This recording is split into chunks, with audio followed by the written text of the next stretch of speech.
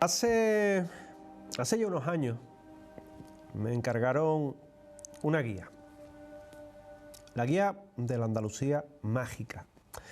Y aquel trabajo me sirvió para conocer todo lo que es lo largo y lo ancho de nuestra tierra, de Andalucía. Fue tal el impacto que tuvo en mí el investigar muchos de estos lugares que posteriormente he estado interesado vivamente en lo que ha ido ocurriendo en cada uno de ellos. Unas amistades que te llaman, oye, ha vuelto a pasar esto, ha vuelto a pasar lo otro, y a uno realmente, pues se da cuenta de la grandeza de nuestra Andalucía. Hoy les quiero hablar de dos temas.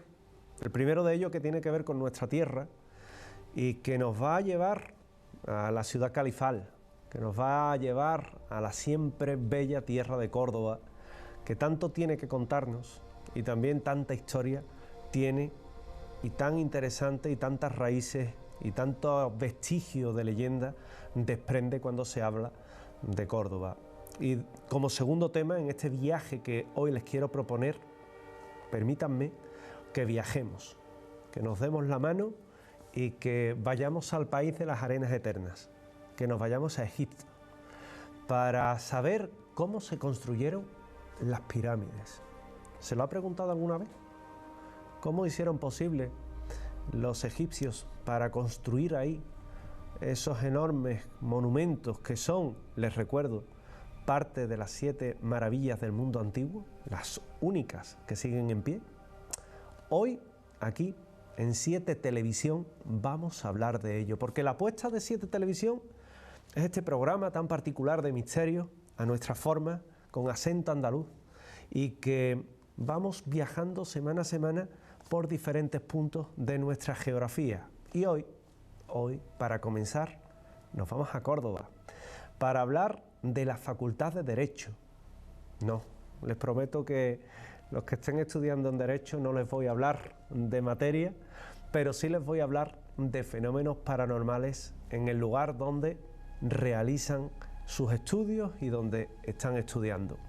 Porque en la Facultad de Derecho de Córdoba, pues hay que decir que es un edificio del siglo XVI, con dedicación evidentemente a lo que es la enseñanza, y que actúa como centro docente para la Universidad de Córdoba desde el año 1980.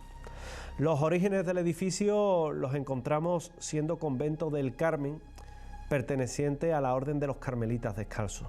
En pantalla están viendo algunas de sus estancias y hasta les estamos dejando ver de lo que vamos a hablar, de una curiosa presencia. Pero eso será ahora, en unos instantes, porque en su historia nos habla también que durante la Guerra Civil fue reconvertido como hospital militar, sufriendo, pues imagínense, todos los terrores de la guerra, y quizás los hechos que se mantienen dentro de la memoria de Córdoba están relacionados con el año 1808, más concretamente con el día 7 de junio. En esa fecha había una guerra, en este caso no era la civil, sino contra las tropas invasoras napoleónicas, contra la mal llamada Guerra de la Independencia, que simplemente era contra la guerra que teníamos contra Napoleón y sus ambiciones expansionistas en nuestro país. El general Dupont ordena tomar la ciudad a cualquier precio, y la ciudad se ve sorprendida por los cañonazos de los franceses. La victoria aquel aciago día corre del lado francés, con quienes, con falta de respeto, con indecisiones, con también el empuje de la cuesta de la pólvora, pues acaban tomando todo en un carrusel de fuego y sangre. Como se pueden imaginar, las iglesias, los conventos fueron asaltados, arrastrados lo que eran los pobres frailes y las monjas, despojados de todos los que eran sus enseres y las obras de arte que tenían. En Francia hay muchas obras de arte robadas a lo que eran pues los españoles precisamente de aquella época, robadas, y que fueron ultrajados finalmente también todas las personas que estaban allí en su piadosa labor, muchas de ellas fueron asesinadas, sin ningún pudor, garantes de dignidad, de civismo, y una vez sacado todos esos enseres, valiosísimos en muchas de sus aspectos, tanto histórico como artístico, evidentemente monetario, pues se dedicaron a utilizar estos lugares sagrados como establos y como cuarteles. Así, pues el convento del Carmen corrió la misma suerte que otros templos. Una vez que las tropas se fueron expulsadas, afortunadamente, la reconstrucción del edificio pues fue haciéndose en diferentes etapas. Y primero, cuando ya se puso en funcionamiento, fue un hospital materno-infantil, posteriormente fue un psiquiátrico, luego un hospicio y finalmente fue en la Guerra Civil el referido hospital militar.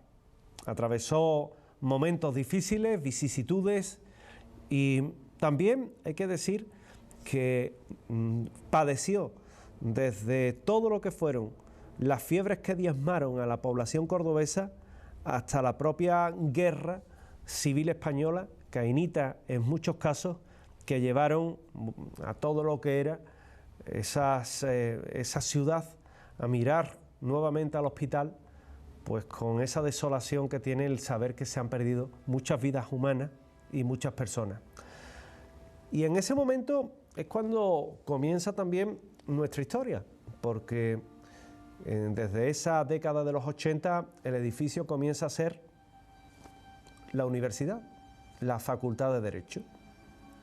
Y ahí es cuando los alumnos empiezan a quejarse, que les llegaban olores muy fuertes, olores como a desinfectante. Claro, teniendo en cuenta la antigüedad del edificio, pues se venía a recordar que era normal. ¿Por qué? Pues porque, entre otras cosas, ese vestigio es posible que todavía estuviera, decían, por los desagües, por las tuberías, un poco desconociendo la dinámica para eliminar este tipo de sustancias. Pero, oye, era también una forma de tratar de aplacar los ánimos, de calmar a todo aquel que se sentía intranquilo. Más difícil de aplacar era cuando había alumnos que llegaban a las clases o que estaban sentados en los pasillos, típicos bancos de pasillo, donde los alumnos tienen esos momentos para charlar, para dar una última ojeada a los apuntes antes de un examen si lo hubiera. Y algunos de ellos comentaban cómo habían podido ver a una persona, a una especie de monja, con un hábito blanco. En unos casos dicen que manchado de sangre, en otros casos simplemente limpio y impoluto, que se paseaba por allá. Este tipo de comentarios en ocasiones llegaban a los guardias de seguridad, y los guardias de seguridad lo único que referían es que era imposible, que allí, evidentemente, por las circunstancias y el actual uso del edificio, monjas no habían, y que tampoco había entrado ninguna religiosa en el edificio. Entonces, ¿cómo era posible? Se iban desarrollando los acontecimientos, poco a poco se iban conociendo más datos. Había incluso alumnos que, estando en determinadas clases, habían escuchado cómo algo llamaba a la puerta. Al estar sin nadie, pues ellos se habían dirigido a la puerta, habían abierto, y simplemente allí no había nadie. No había nadie que llamara desde el otro lado. Incluso sacaban la cabeza al pasillo y seguía sin haber nadie. Bueno, pensaban, tal vez una limpiadora ha llamado y simplemente pues lo que ha hecho es que, como he tardado en ir a abrir, pues quizás se ha ido. En septiembre del año 2009, por ejemplo, Antonio López, de Málaga, pero que visitó y que estuvo en Córdoba, comentaba que él estaba en una habitación en la que no había apenas nadie en el edificio, y comenzó a sentir ruidos extraños. era como un murmullo, era algo raro, le llamó la atención, pero bueno, siguió a lo suyo y al cabo de los minutos, por la persistencia de aquellos sonidos, salió al pasillo a ver de dónde provenía y la verdad es que no venía de ningún sitio. Miró y no había nada, pero sí es verdad que comenzó a sentir unas voces que él calificó de raras, que no se parecían a las humanas, decía, y que sin embargo era como un mensaje lastimero, era como un mensaje del más allá. Claro, en otras ocasiones también ha habido personas que han visto extrañas luminiscencias, extrañas formas, extrañas siluetas. Ya hablamos de personal de seguridad.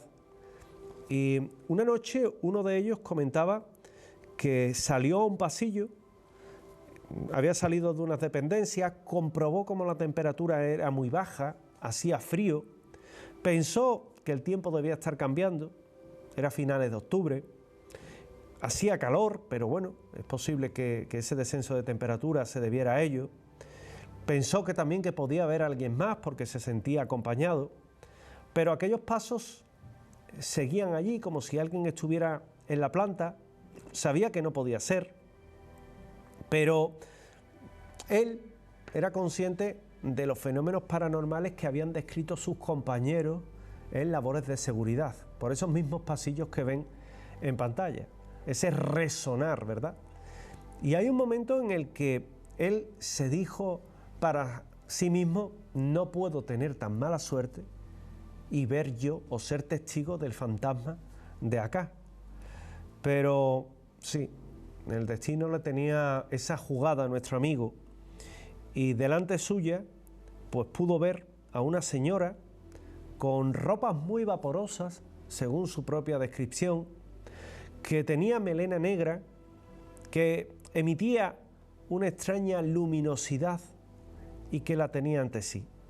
No contempló por demasiado tiempo aquella visión. Tenía las escaleras a poca distancia y lo que hizo fue bajar lo más rápidamente posible. Se le cayeron incluso las llaves, es un detalle que él recordaba, y al llegar el guardia de seguridad, pues como lo vieron llegar tan rápido, salió a auxiliarlo y le contó lo que había visto.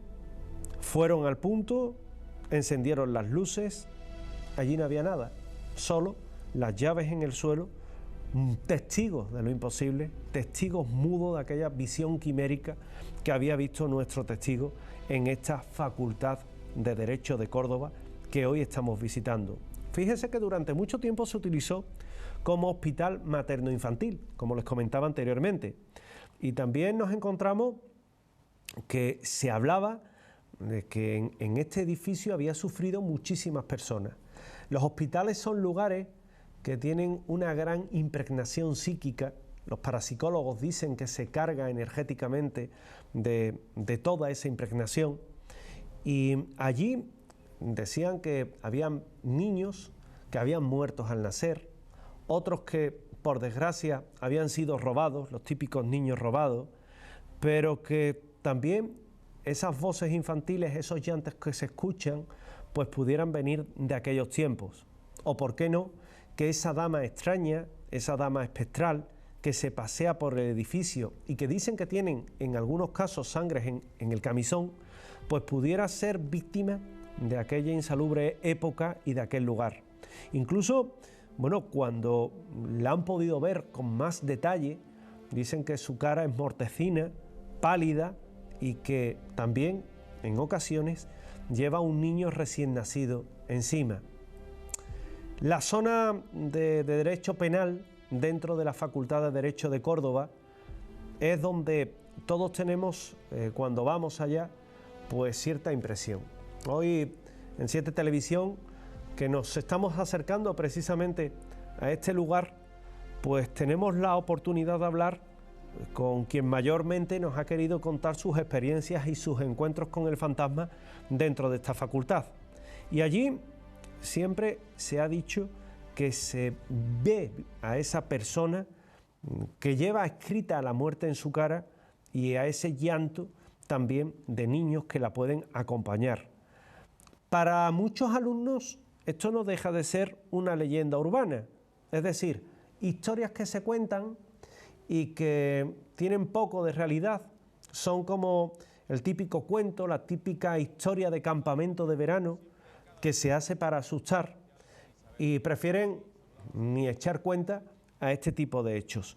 Sin embargo, sí es verdad que otros han tenido la oportunidad de verlo. Incluso dentro de la facultad, fíjense que estamos hablando de todo lo que es esa presencia, pues se habla de otro fantasma más, del fantasma de un viejo profesor que impartía clases en el edificio y al que se describe pues como era realmente, una persona que murió de un infarto, un hombre de aspecto tétrico, no porque se aparezca allí, sino en vida, de baja estatura, que siempre se le ve como meditabundo, con los pensamientos en otro sitio, y en ocasiones pues rascándose o todo lo que es rascándose esa barba o arañándose un poco lo que es la cara, es muy curioso, luciendo esa barba, y que de alguna forma se van acumulando hechos inexplicables. En otra ocasión, un alumno, estando en un examen, comienza a ver cómo el bolígrafo con el que estaba realizando la prueba se desplazó. De momento, algo rascó su mano, esta persona se quedó mirando, se asustó, se levantó, el profesor que estaba controlando el examen acudió a ver qué le ocurría y el chico simplemente se lo dijo, es que se ha movido el bolígrafo. El profesor no lo creyó, evidentemente, y el chaval también le enseñó la mano con esos arañazos y el profesor volvió a espetarle, te habrás rascado la mano. Sigue haciendo el examen y no me entretenga más con estas tonterías. Cuando el profesor volvió a su sitio, ese sitio que tenía en el entarimado, pues pudo sentir como algo también rascaba lo que era su nuca. Él se volvió y tras sí lo único que pudo encontrarse fue una pared. Miró a aquel chaval que todavía estaba lívido, estaba blanco, y simplemente se acercó a él y le dijo, ¿te quieres cambiar de sitio? Pensando que tal vez pues no era tanta imaginación y que él había juzgado de forma precipitada a aquel chaval. Actualmente, en todo lo que es la Facultad de Derecho, se hacen incluso rutas urbanas, rutas misteriosas que saben que están de moda, y allí personas que han tenido la oportunidad de ir, pues también han tenido sus encuentros. En una de esas rutas, una persona que tuvo la necesidad de ir al servicio, pese a que le decían aquello de el grupo, mientras que esté dentro del edificio, no se puede dividir, no pueden ir cada uno por su lado, tenemos que ir juntos. Bueno, pues esta persona, estando en aquellas dependencias, necesitó ir al baño y cuando acudió, pues la puerta se le cerró, la temperatura bajó de una forma abrupta y lo que son las llaves de los diferentes grifos se comenzaron a abrir soltando el agua como no puede ser de otra forma. Pero claro, activados, accionados, movidos por unas manos invisibles. Esta persona, cuando trató de salir, tira de la puerta y la puerta no se abría. Y fue cuando detrás escuchó una voz que le decía, no te vayas.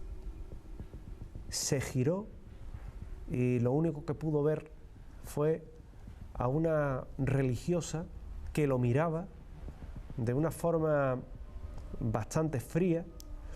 A esta persona pues se quedó paralizada y cuando pudo abrir la puerta y salir, cuando con su mano trataba de mirar por el pomo, trataba de palpar a ver si se podía ir, logró abrir la puerta e irse, no se atrevió a contarle nada a nadie. ni tan siquiera al guía que realizaba aquella ruta, entre otras cosas porque pensaba que le podían decir que estaba loco o que la excesiva sugestión de la visita le había jugado una mala pasada, o que tal vez el miedo había hecho que viera lo imposible. O yo añado, o lo imposible hizo que sintiera aquel miedo, que es más posible. Claro, en la facultad nos vamos a encontrar también que antaño fue incluso un viejo psiquiátrico en el que también hay partes, hay determinados lugares en los que se escuchan como una voz, una risa, una carcajada histérica, y esa carcajada histérica nos recuerda que la Facultad de Derecho de Córdoba es un lugar encantado, que la Facultad de Derecho de Córdoba, en el saber popular, es uno de esos puntos donde se habla de almas perdidas que se están manifestando en nuestra actualidad y que si visita este punto de esa ciudad, pues se va a encontrar cara a cara con el misterio, cara a cara con lo imposible. No lo olviden, Córdoba, Facultad de Derecho. Volveremos a la ciudad califal, como vamos de nuevo a coger este vehículo virtual que tenemos y desplazarnos a otro punto del mundo. Nos vamos a Egipto a hablar de sus pirámides.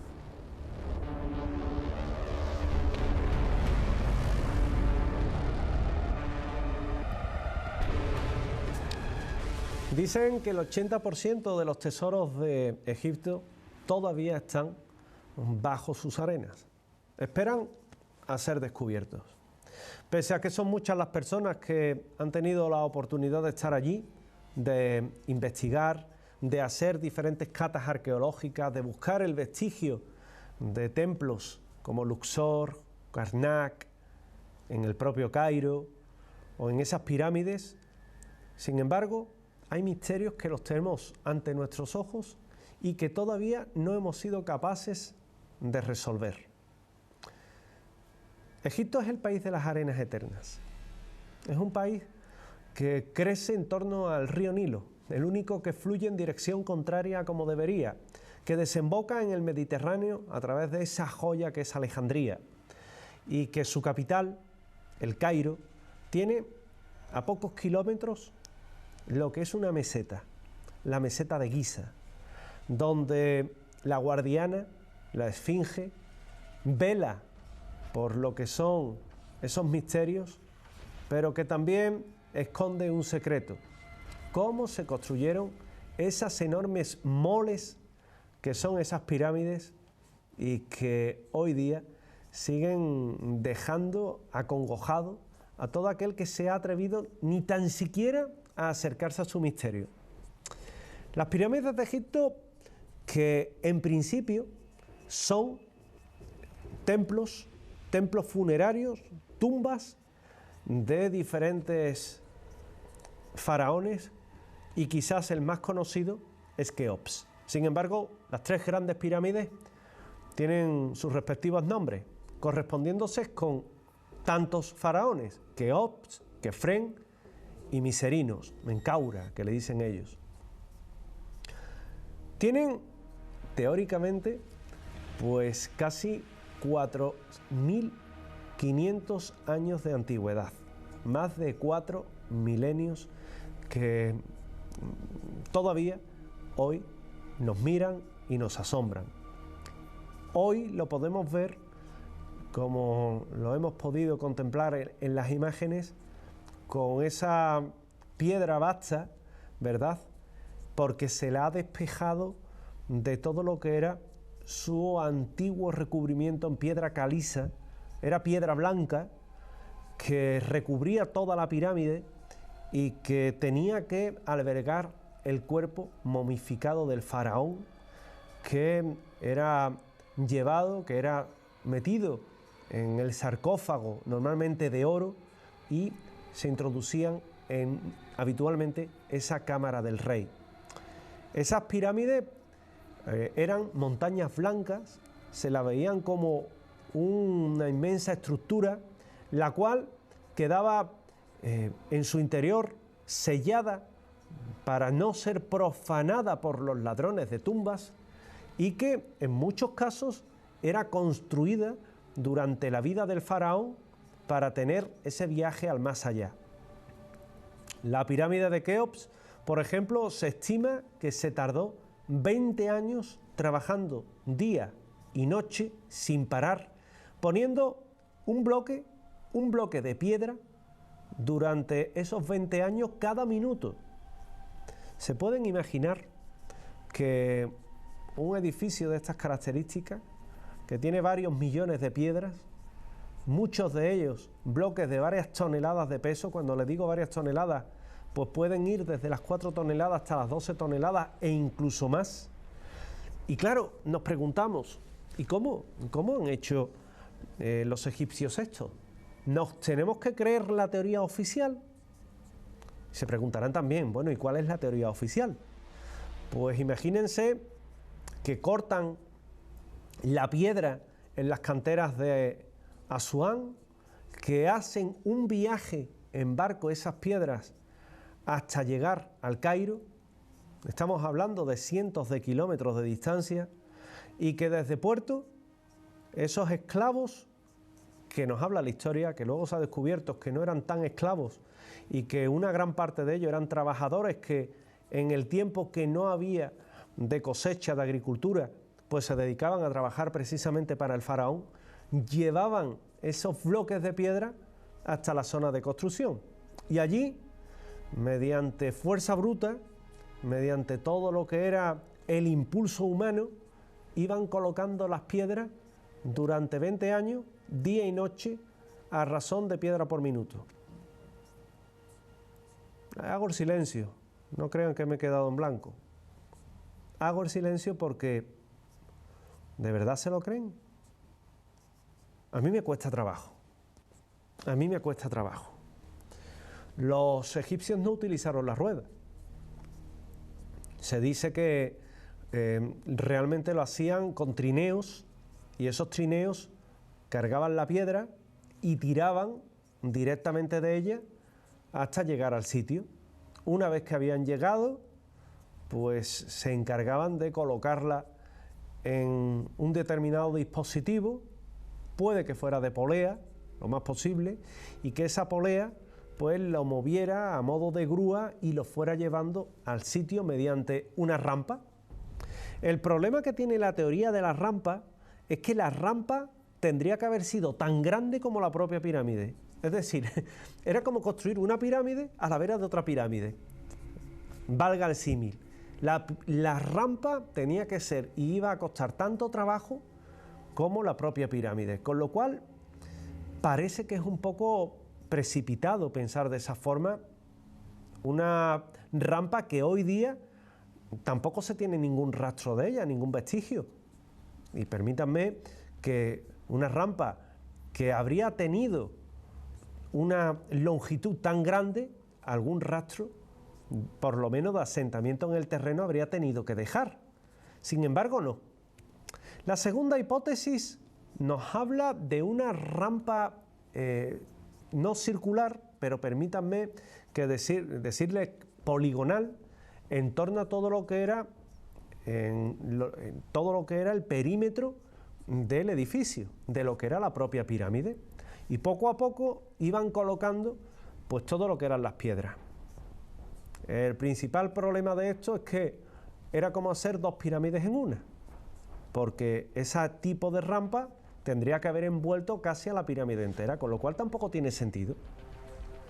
Y resulta que los estudiosos, cuando contemplan la misma, no encuentran ese vestigio. También es difícil de encontrar, entre otras cosas, porque como les comentaba anteriormente, lo que tenemos ahora mismo es el cuerpo bruto de la piedra y no esa parte caliza que tenía recubierta de jeroglíficos de arriba abajo y que le daba ese aspecto tan impresionante. E incluso hay historiadores que dicen que posiblemente incluso hubo partes de la pirámide que estuvieron policromadas. La belleza tenía que ser absolutamente enorme.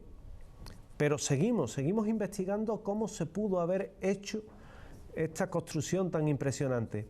Con un sistema cruzado de poleas. Tengo claro que los egipcios eran personas muy inteligentes, que a esa forma de llevar y de construir la propia pirámide, pues pudieron haber llegado a un sistema de polea complejo. Pero el sistema de polea complejo, nos dicen los historiadores y la ciencia, que tardó varios siglos en llegar. Entonces, ellos lo utilizaron antes, y se lo utilizaron antes porque la historia nos dice que apareció siglos más tarde. Otra característica de la pirámide: está orientada exactamente en los 4 puntos cardinales. Si alguna vez se ha preguntado por la altura que tiene la Gran Pirámide, le diré que 146 metros. Esto es una barbaridad, es decir, tendríamos casi 2 veces el tamaño de la Giralda, o 1,5 veces larga. Es un edificio que impone, con una base de varios cientos de metros, cuadrada, perfectamente cuadrada, orientada a esos 4 puntos cardinales. Les voy a dar una curiosidad. Si les pregunto ¿cuántas caras tiene una pirámide de las que vemos en Giza? Me diría seguramente que 4. 4 es lo que podemos ver. No tienen 4 caras, tienen 8 caras. Y me dirán, ¿cómo es eso? Porque cada cara de la pirámide está partida en 2, en un fenómeno muy luminoso, muy interesante que se produce y en el que cuando le da el sol, solo ilumina media cara. Con lo cual, lo que nos quiere decir es que están en ángulo. Y esos ángulos lo que forman son esas 8 caras, aunque efectivamente tampoco se ha equivocado. Uno cuando la ve de frente lo que ve simplemente es una cara triangular.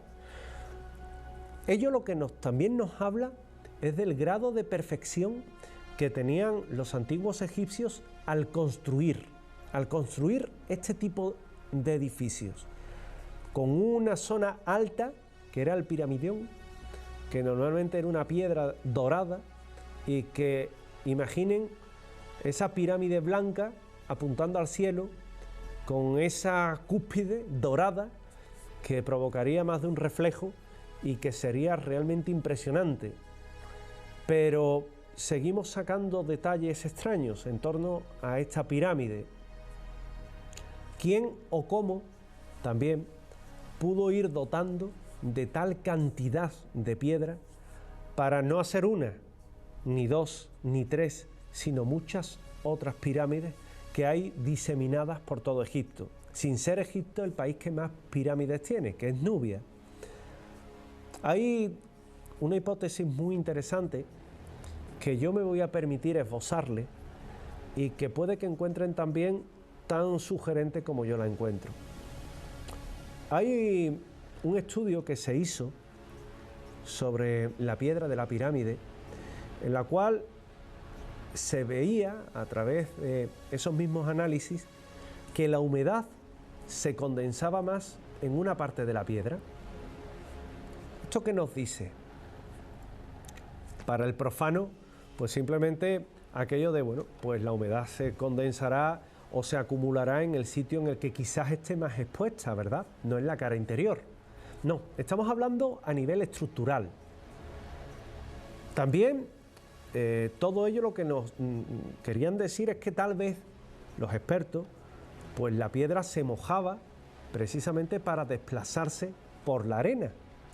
Craso error, se mojaría el pavimento para formar una especie de barro y que por ahí se deslizara mejor el trineo. Es la típica imagen del aguador que va echando, va vertiendo ese agua sobre el terreno. Pero eso sería siempre sobre el terreno, no sobre la piedra. ¿Pudiera ser que ese desplazamiento se hubiera realizado mediante ese sistema de humedecer la arena y de desplazar la piedra? Pudiera ser. Es decir, factible es. Pero también convendrán que el esfuerzo es ímprobo. El sistema de rodillos, es decir, ir colocando troncos de árboles debajo de lo que es la piedra, se antoja harto difícil, entre otras cosas por la carestía de árboles. Egipto no es un bosque, Egipto es un país arenoso, cuya vida crece a lo largo de lo que es el Nilo, y el Nilo se aprovecha para sembrar. Es decir, tampoco es algo que coincide. Entonces, ¿qué nos dice esa curiosa teoría que les apuntaba? Bueno, hay un ingeniero, Joseph Davidovich, que se atrevió a cortar, cerrar por la mitad una piedra. Y cuando la abrieron, la piedra desgajada, la piedra abierta en dos, comprobaron cómo en el interior, al microscopio, pues había lo que podía identificarse como restos de filamento de tejido de algodón, como también se pudo identificar de lino, de lino, y como también se pudo identificar cabello, uñas, pero todo eso dentro de lo que es la propia piedra. Claro, si una piedra es maciza y lleva milenios de formación, cuando se desgaja, cuando se abre, ¿cómo podemos encontrar dentro uñas, cabello, restos de fibra de lino? ¿Cómo? La única tesis válida ante esto era que fuera artificial, que fuera piedra artificial, que se hubiera construido como hoy hacemos los bloques de cemento. De alguna forma, aquellos antiguos egipcios fueron conocedores de una fórmula, un compuesto, por el cual podían hacer en un molde esas piedras y posteriormente, una vez hechas, una vez secas, pues podían formar parte de lo que era la propia construcción e incluso realizarla en lo que era la propia pirámide. Es decir, sobre ese sitio ir construyendo.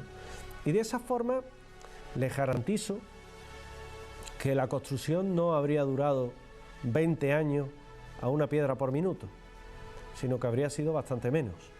Por lo menos un respiro más amplio habrían tenido aquellos trabajadores. Hoy día, ¿qué dice la ciencia sobre esta particular idea de Davidovich? Pues se niega a creerla. Yo reconozco que puede llegar a ser bastante intrigante y que puede ser bastante difícil de asimilar, pero ¿por qué no pensarlo?